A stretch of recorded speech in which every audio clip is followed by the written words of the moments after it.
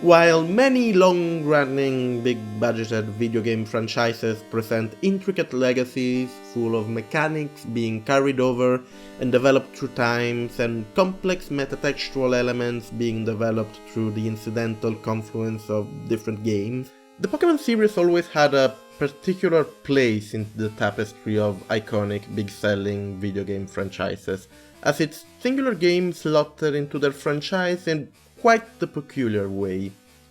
Take any game carrying the Legend of Zelda branding or the Halo branding and you'll mostly find a product that is perfectly coherent and eloquent even without the context of what came before it. After all, game franchises and sequels remain an odd beast, where the branding often is much more about marketing than about the actual creative process.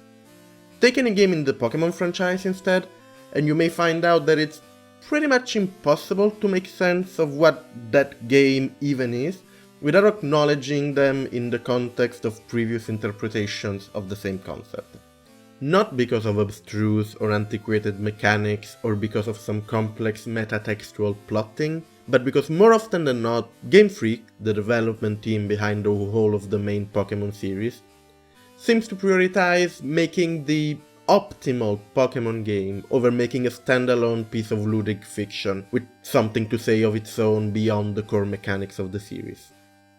Sure, some of the best Pokémon games are definitely able to work on their own. Red and Blue, Gold and Silver, and Sun and Moon are all excellent and focused games.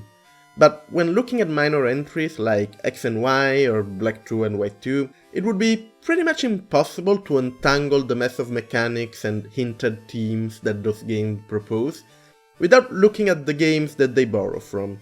While this is maybe less true for Sword and Shield, the latest entry in the series, I think it is good practice to offer a bit of context before talking about them, in the form of the two Pokémon games which are the most interesting when contrasted and compared with Sword and Shield, the original Pocket Monsters Red, Green and Blue, and the previous entry in the series, Pocket Monsters Sun and Pocket Monsters Moon.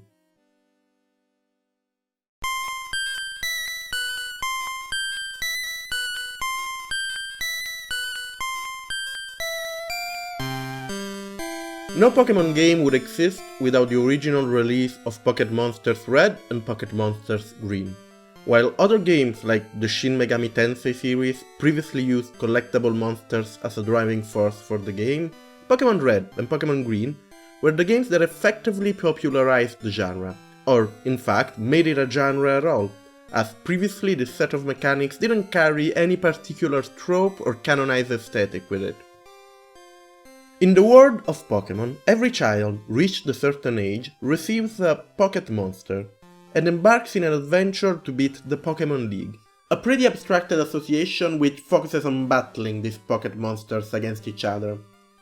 In the games, the adventuring is driven by fairly simple RPG mechanics, which see the player navigating 2D environments through an overhead camera, and exploring a mixture of urban and wild environments, allowing them to slowly make their way through the game world while facing battles with both recruitable wild Pokémon and other trainers. The goal of the game is to beat 8 gym leaders. These are elite trainers which provide more difficult battles than other trainers, and each of them specializes in a different type of Pokémon. After beating 8 gym leaders, the player will then have to head in a remote location to finally compete with and defeat the league champion. The aforementioned battles are executed through a fairly simple turn-based system, which faces the Pokémon in 1 vs 1 fights, with the added ability to switch monsters in the middle of the battle, choosing from a pool of 6 creatures that the player can bring with them at the same time. A mechanic which works well with the fact that each Pokémon has a type, making it strong or weak against other Pokémon in a rock-paper-scissors-like mechanic. Of course, like in most games of the genre, there is an inventory, which allows the player to collect and use both healing items and TMs, unique items that allow them to teach their Pokémon specific techniques. And as they win battles, Pokémon will level up, acquiring new abilities and often even evolving by changing form. There is of course an optional multiplayer component to the battling, that eventually led to a competitive scene forming around the game, which focused on training Pokémon to fit optimized builds. While in the first game, optimizing a build would generally just entail getting the right techniques on the right Pokémon with the right stats, the sequel slowly introduced a host of additional mechanics which slowly made optimizing builds a lot more time-taking. The narrative side of the game is kept quite simple and abstract, especially in these first releases. Most of the game's narrative is revealed through short dialogue with NPCs with a pretty low amount of scripted sequences. Nothing is really explained about what this Pokémon League exactly is and why it is important for the player to beat it. It is how the player completes the game, so it is assumed that they will care about it, even without narrative stakes attached to it. Similarly, the game world, while vaguely inspired by the real-world Kanto region in Japan, doesn't work particularly hard to establish any consistent world building, instead working vague narrative explanations around the game system. By consequence, characters end up being nothing more than stylized personalities, only needed to fulfill simple gameplay purposes, as exemplified by the fact that there is basically no recurring cast to the game aside from the protagonist's rival. What's extremely interesting about all of this is how, when compared with more modern entries in the series, this pair of games was still deeply entrenched in the tropes of 90s handheld RPG games, rather than in the tropes of its own franchise. It is actually difficult to find a specific cutoff to when the series would start to be defined by its own previous games instead that by the RPG genre as a whole, as the process of switching between the two has been long and gradual. But in playing Red, Green and Blue, it is pretty evident how the game pulled a lot of its abstract aesthetics and non-linear progression from other games of the era like Makai Toshi Saga or Gargoyle's Quest. These games, while lacking monster collecting mechanics at the core of Pokémon, presented similar adventures characterized by very abstract worlds and told through short dialogues, the structure of which seemed very influenced by the Game Boy limited memory and resolution capabilities, as the amount of characters allowed to be shown on screen at once was limited. This meant that this wave of games had very little narrative focus and instead an increased space given to their slight non-linear progression and battle mechanics. It is quite an intangible element, but a common denominator of all these games was a certain sense of unknown, as the lack of dialogues and direction promoted a very exploratory kind of play. Pokémon Red and Green fit perfectly into that mold, presenting a set of fairly unusual mechanics like monster collecting and battling, and a world full with small hidden items and Easter eggs which played perfectly into the kind of exploratory play that Game Boy RPGs were known for. This doesn't mean that the games borrowed mindlessly from the genre. Pokémon Red and Green were built fairly competently around those mechanics and in fact, of all the Pokémon games in the series, played the most like an old-school Japanese RPG, with an emphasis on adventure and story progression, and all their elements were built to fit that mold. Just look at how the TMs, the aforementioned items used to teach specific techniques to the Pokémon, at the time were single-use items that would be lost on usage, as the design priority was to offer an interesting depletable resource for a single-player campaign, rather than a breeding and training sandbox for making specific Pokémon. As the series progressed, further installments slowly polished the edges of Red, Green and Blue, starting to offer more in-depth tutorialization, a host of additional activities like beauty contests and avatar customization, and less minimalist narrative. Although pretty much all of the basic structure I outlined remained the same, and even the world building remained pretty much as abstract as in the first couple of games. As mentioned, it seemed like for a long while the focus became to make a game around the latest, more polished set of Pokémon core mechanics.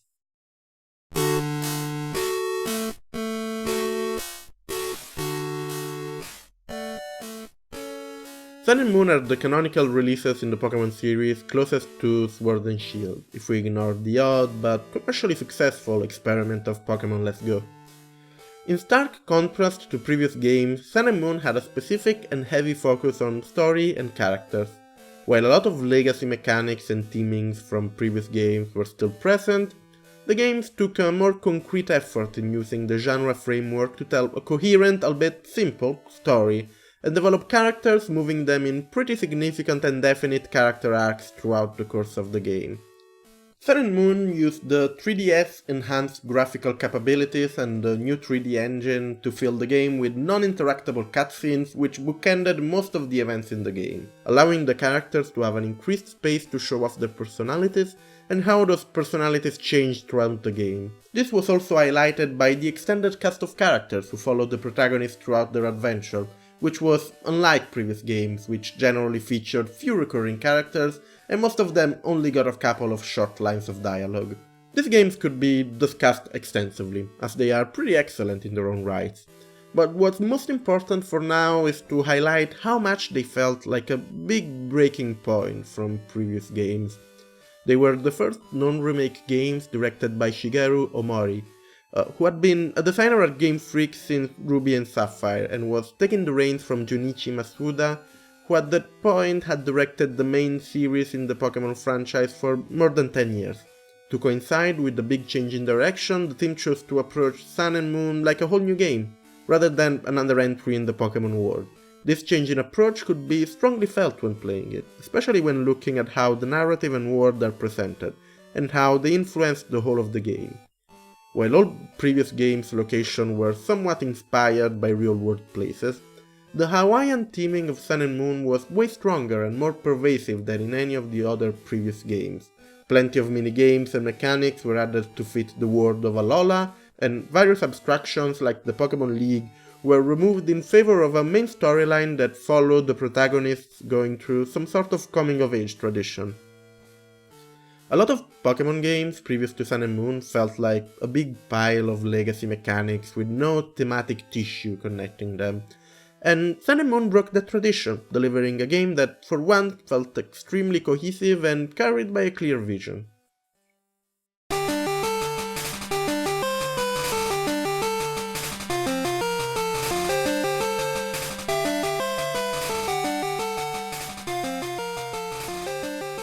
With this context, we arrive to Pocket Monsters Sword and Pocket Monsters Shield, the latest release in the Pokémon franchise, which see a return of Ohmori directing.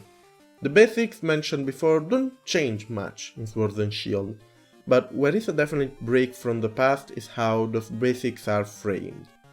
Like Sun and Moon, Sword and Shield lean heavily on the real-world inspiration to build a unique and characteristic world. The Galar region takes specifically from the British Isles as a point of inspiration, and where Sun and Moon used their Hawaiian influences to craft a chill game about children coming of age, Sword and Shield has one thing that it takes from Britain: the national love of sport, specifically football. The whole of Pokémon Sword and Shield is very strongly themed around sports, adding a layer of concreteness to what once were very abstract concepts. The Pokémon League is not a poorly thought out gauntlet of battles anymore, but a sport competition with strict and set rules, and it culminates not in a series of fights against some odd fellows who live in a remote area, but in an all-out tournament set in the biggest city of the region and fought between all the characters that the game followed until that point. It seems like something minute, but the small bit of context helps a lot to shape the game as its own distinct experience. All the league contests are wonderfully presented to fit the sport-like theming, everything from the small things, like getting to manually work out the stadium tunnel before each battle, to the bigger stuff, like the extremely lively audience which is rendered both visually and sonically, help making what once was a world of idiosyncrasy and abstraction feel solid, creating a true feeling of presence. Paraphrasing Maril Orion, what we once perceived as made of information, now has been made real. Even in Sun and Moon, when lots of the abstractness of the Pokémon League was scrapped, remained some abstractness, some abstract concepts, as the game ended with the player earning the title of first Alolan League champion, and the post-game included the player having to inhabit their own remote location to accept challengers, which strangely enough did not actually become the new champion if they actually beat the player. I am not saying that this kind of abstraction is necessarily bad, and in fact in the right context can be fascinating. And even when in a poorly thought out context, we generally expect and accept abstract concepts to be thrown around in video games. What I'm trying to say though is that in foregoing such abstraction and creating a concrete and solid world around the basic premises of the Pokémon games, Sword and Shield have done something extremely hard and somewhat special. And what's even more praiseworthy is how they went all out with their sports teaming. Not only now the Pokémon League is a fairly thought out sports competition, not only the gyms are now stadiums, not only the league champion is now an actual media personality with responsibilities and implied branding deals, but, for instance, now instead of a random ID card, the player progress is visualized diegetically in their very own sports trading card. And as they progress through the challenges, they'll be able to start hearing people talking about them when they pass by, as their fame grows together with their victories. There's a lot of small details like this, and it's a true joy to discover them. It's exactly because such care went into the aesthetic theming of the game that it is sort of a shame that such theming seemed to have influenced very little of the remaining aspects of Sword and Shield. Don't get me wrong, this is definitely the most polished game in the franchise, both visually and mechanically. A lot of RPG clunkiness that the series has carried behind for the last 20 years has been dealt away with, definitely. Most legacy mechanics have been removed, streamlining the experience. It is now easier than ever to breed the specific Pokémon with the specific stats you want. A lot of items are easily available and even more easily grindable. You can even skip all the cutscenes altogether if you're rushing towards the end.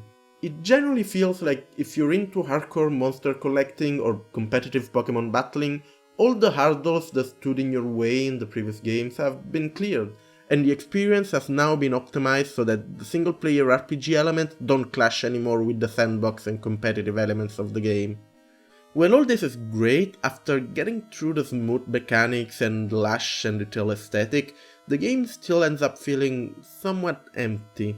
Where in Sun and Moon each character had their defined narrative arc and there was a big focus on story, here, while characters have some real great visual designs and somewhat distinctive personalities, their narratives don't really go anywhere. Almost none of them have any real narrative development. There are themes hinted here and there with each of them, but they are never really engaged with or resolved in any significant way. Just like in Sun and Moon, they form a recurring cast that follows around the player during their adventure, but they also seldomly interact amongst each other, or say anything more than a couple of lines, and they surely don't have any narrative arc that forces them to change. Just, for instance, Hop, the protagonist rival in the post-game, starts getting quite sad and hopeless, as he recognizes that he will never be as good as the protagonist, and then he just stops being sad, without any actual narrative event to conclude his story. Even the general plotting seems to not play into the sports theming. Sure, there is a beautifully rendered sport competition as the framework for the character's journey, but no effort is ever made in playing even a bit into the tropes of sport narratives, or making the story about the competition itself in any significant way. In fact, most of the plotting is generally kept quite light, almost throwing back to pre-Sun and Moon games in the series. Which, to be fair, wouldn't be so bad if Sword and Shield played into their sport theming mechanically in any significant way, or had otherwise any other mechanical identity aside from Pokémon game. But even then, the play feels smooth and crisp, but also a bit bland. There is a new freely explorable area called the Wild Area, which offers some multiplayer features, and you can make your Pokémon giant for 3 turns in some league battle, which admittedly looks pretty neat. But none of this is really enough to give the play a personality as unique as the aesthetics of the game. The level design is generally fairly linear, leaving very little to exploration and presenting some intercity routes that feel pretty featureless and bland, as unlike previous games, there's fairly little to do outside of towns and very few NPCs to interact with. This isn't particularly remarkable on its own. In fact, Sun and Moon used linearity to emphasize the focus on story elements, making it clear through mechanics that there was a game about story, it was a game strongly about a linear narrative. But here the linearity doesn't serve any particular purpose, although admittedly it allows the player to quickly get through the various cities and league battles without particular hurdles. And with how the game smoothly funnels the player to league battle after league battle, it almost feels like those league battles should have had more significance, or at least something more going on, either mechanically or narratively. Instead, while they look and feel impressive, they are at their core the same kind of gym battle we saw in every other Pokémon game. You solve a simple puzzle, fight some introductory trainers, and then face a stronger trainer at the end. Without anything else aside from the aforementioned aesthetics to support this formula, the experience ends up feeling somewhat empty, somewhat rote. Pokemon Red and Blue had a definite focus on adventure and on presenting the then new monster collecting core mechanics to the player, with everything else tuned around giving the player an interesting single-player campaign. Pokemon Sun and Moon were focused on storytelling, with the mechanics funneling the player through the story, allowing them to take in the sights of the characters at the ideal pace. Pokemon Shield and Sword seemed to walk an in-between line, never committing to anything aside from their beautiful but ultimately superficial aesthetics, and a desire for visual and mechanical polish. So this is where my experience with Pokemon Sword and Shield stands. They are beautiful games at first impact, and the smoothing and breaking of tradition is downright exciting, but by the end they felt somewhat empty. It is perhaps true that these games might not be for me. If you care about collecting every one of the little monsters, or if you care about creating the best competitive team there ever was, these games cater to you hugely. In short, if you are interested in experiencing the core mechanics of the series in their more polished form, this is it. This is your game. I personally hoped for something with a bit more heart, with a bit more range. Ultra Sun and Ultra Moon were pleasant surprises in how they managed to craft a coherent and distinctive experience around core mechanics that were 20 years old. They did not only work as Pokémon games, but they worked as games. Stop. Sword and Shield do some amazing things with the core concepts of Pokémon, but once you look at them with a lens that's not the one of the Pokémon franchise, you just end up asking yourself, what was all that tosh even about?